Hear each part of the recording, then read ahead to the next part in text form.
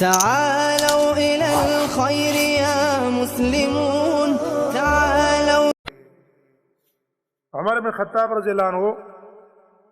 سفر باندې دیګ یو راهب نصرانی ولیدلو په عبادتو کې دونه ورننوته و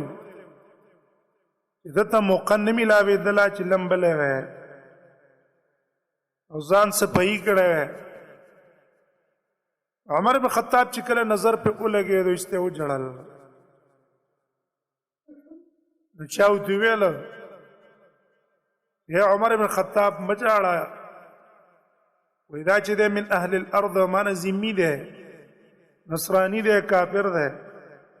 د مسلمانانو په ملک کې صرف جزیه ورکړي.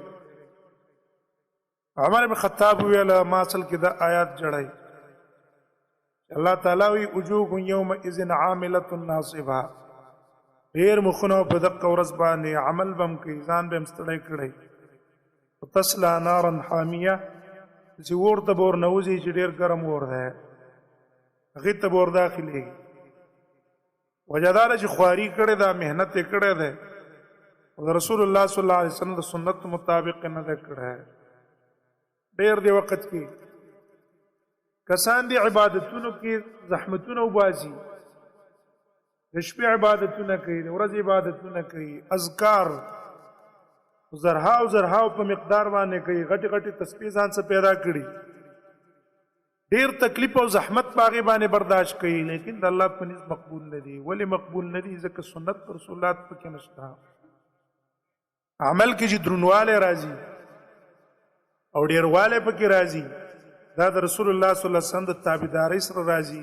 عمل دې د رسول الله صلی الله علیه وسلم د سنت مطابق د عمل به درنوي او د عمل به کثیر وي او که عمل دې د رسول الله صلی الله علیه وسلم د سنت مطابق نه و دا عمل سپک دی لګ دی د دې حیثیت الله په نس نشته برباد دی هیڅ پیدا